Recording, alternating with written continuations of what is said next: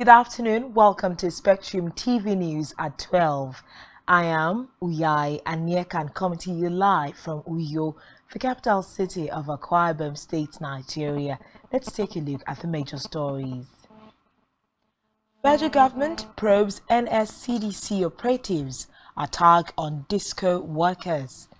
Residents of Uyo, Japan. We will bring you details of the stories and more in a moment.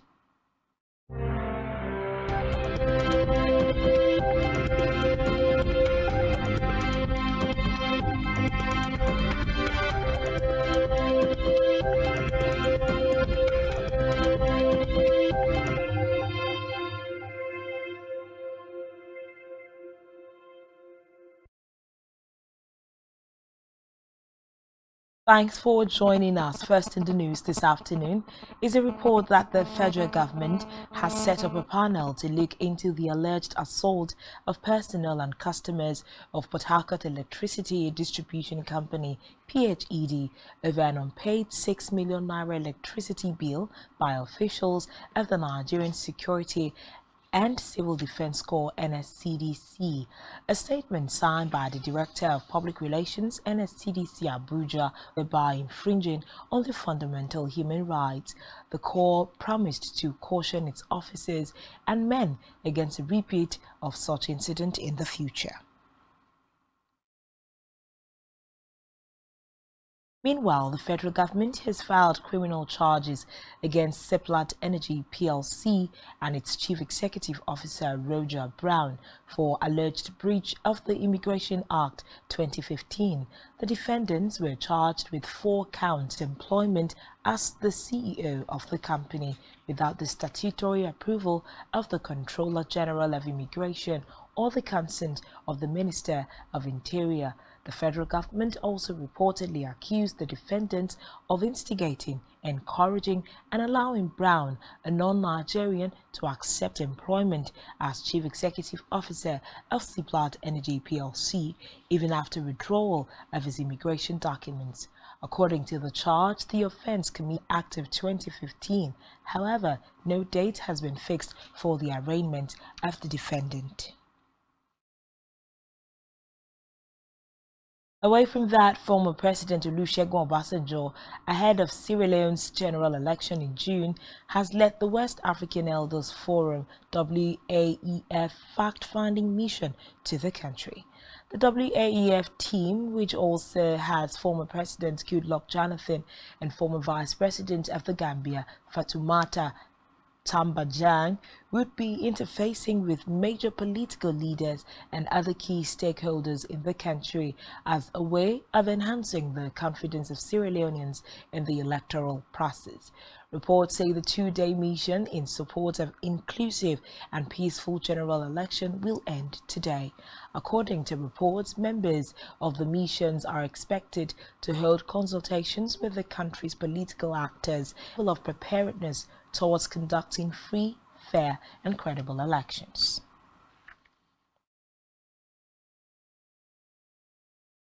From the Red Chambers, the Senate has begun a probe of the accountant of the Federation for paying 74 billion naira as social benefits without giving a comprehensive breakdown in the 2016 budget. Reports say the Auditor General of the Federation in the 2016 report had raised concern over the payment of 262.4 billion payment of 74 billion naira without a breakdown. According to reports, the committee observed that the Accountant General could not address the query. The committee therefore recommended to the Senate that the Accountant General should refund the 74 billion naira in line with financial regulation. However, the Senate adopted the recommendation of the committee for the refund of 74 billion naira into the Federation account. In a separate development, the Assistant Inspector General of Police in charge of Zone 5 falls into disrepute. Akande spoke in Osogbo while decorating newly promoted officers with their new ranks. The AIG warned that anyone caught engaging in acts that could bring the force into disgrace will not be spared. He disclosed that the promoted officers had society safe.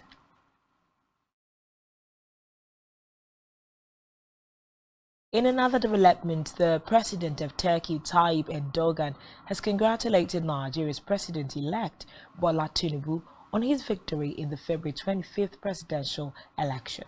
In his congratulatory letter, Erdogan said he believed that as strategic partners, Nigeria, under Tinubu's leadership, will continue its course to a prosperous future. According to him, Turkey attaches great importance to improving its relations with Nigeria as the strongest nation on the African continent.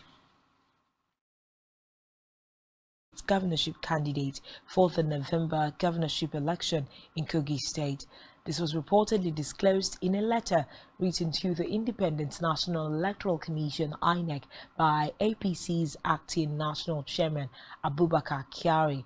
Reports say the All Progressives will adopt the direct mode of primary election instead of the indirect mode as earlier communicated. Recall that the race to replace Governor Yahaya Bello gathered momentum in January when his Chief of Staff Abdul Karim Asuku, Auditor General Ahmed Ododo, and Commissioner for Local Government and Chieftaincy Affairs Salami Didat picked up their nomination and expression of interest forms at the APC National Secretariat in Abuja. On the home, heavy rainfall. According to them, the wild wind had pulled off roofs of some houses and shops, damaged market wares, and the transformers supplying electricity to a section of a back road, causing an interruption in power since the incidents.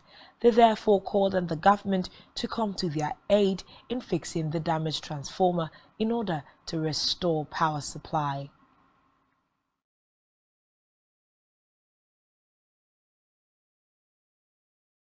The IFS building couldn't stay here during the rain because the wind was very heavy. It pulled away our roofs. Most of our people were they were wet with waters.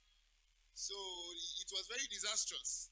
If there's any way the government can help us so that such occurrence will not happen again. The wild wind storm on Sunday, it was very disastrous, Kubo fort. So I would like to beg the government to maybe take a walk to that Ikorokubo by transformer and enter those streets by your right. You will see many poles there. It affected some transformer. One pole even fell on top one transformer and burst the transformer. So I'll beg the government to go and assist us and work the transformer so that we can have a light.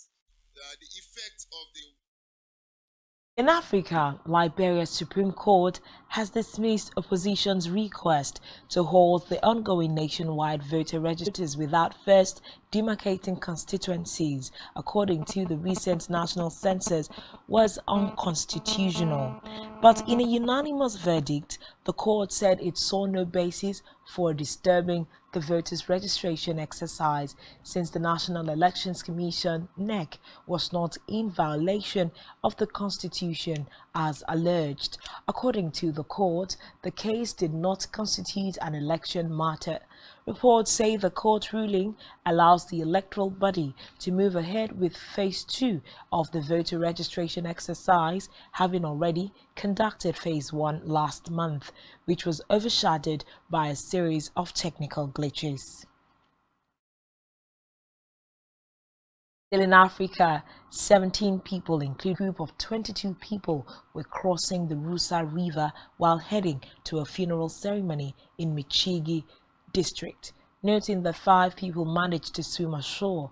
Meanwhile, more rescuers are expected to start a search mission for the missing people today.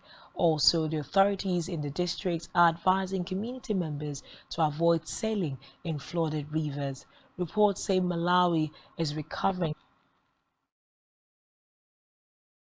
We move to the foreign scene now, where a missile launched by North Korea sparked confusion in northern Japan, where an evacuation order was issued and then retracted, while the authorities later said the missile did not land near the island and withdrew the alert. Tensions have reportedly been growing in the region as North Korea has already fired 27 missiles this year.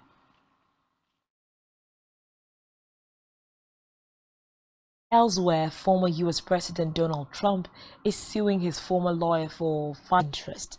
The lawsuit comes amid escalating attacks from Trump allies on Cohen, who is a key witness in a New York investigation into the former president.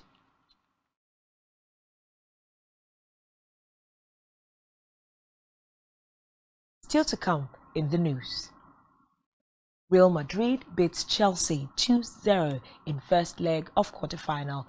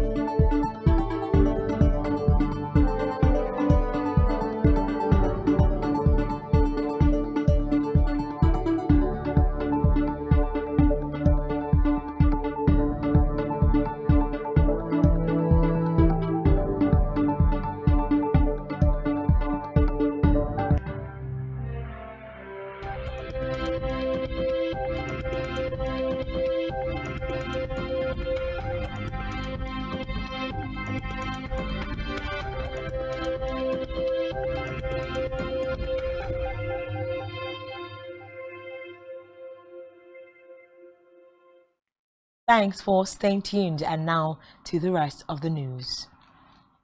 In business, the International Money Reduction Challenges, disclosing this in its April 2023 World Economic Outlook, the IMF said that countries that produce fossil fuels need structural adjustment in order to manage the impact of declines in fossil fuel production, noting that countries at risk of declining fossil fuel output also need to improve, such as ameliorating the business environment to attract investment in new, productive, high value added sectors, modernizing infrastructure, and attracting foreign direct investment in research and development, as well as improve the human capital stock of the labor force by investing in education.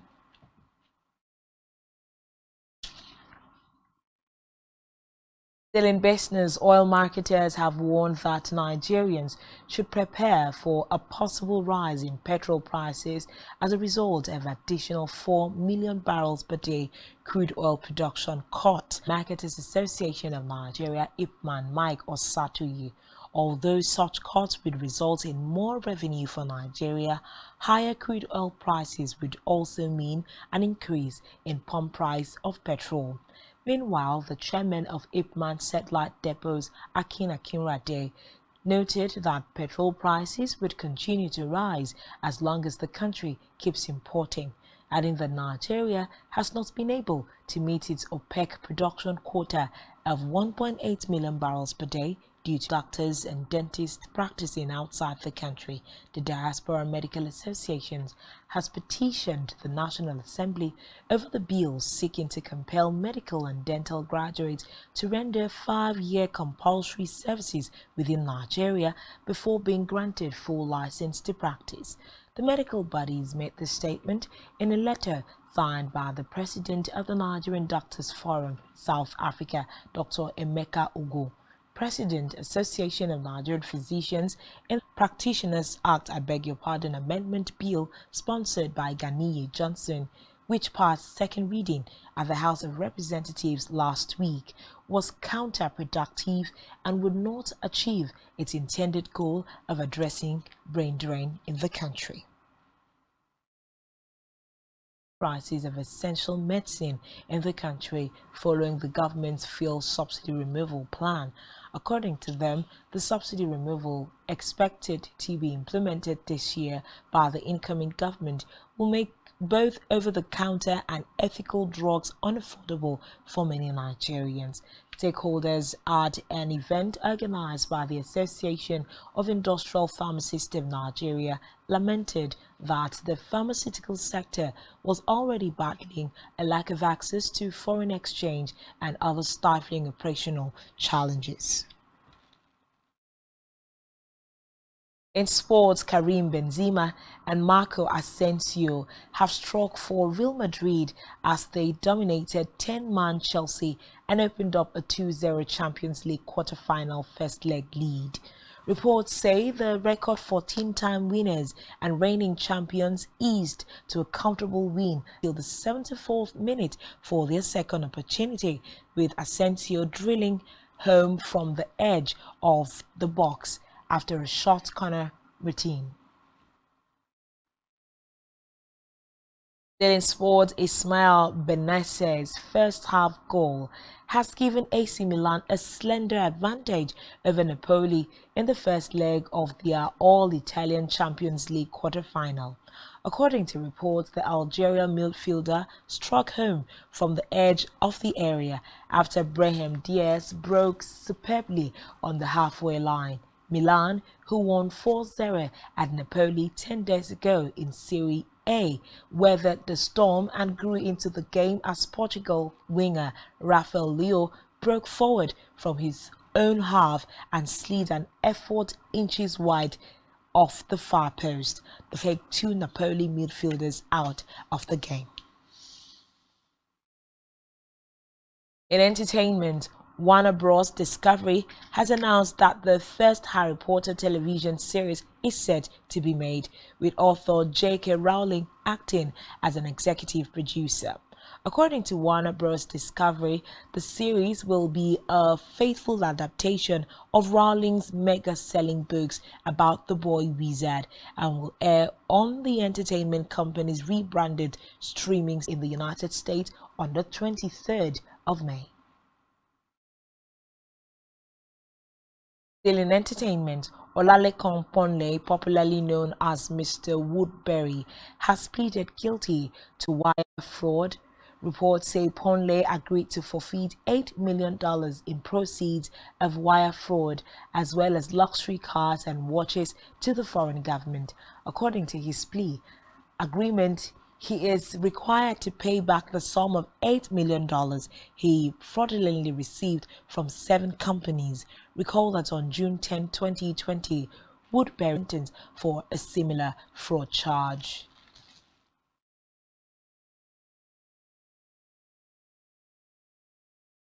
And that's all we have for you at this time. Do well to follow us on social media.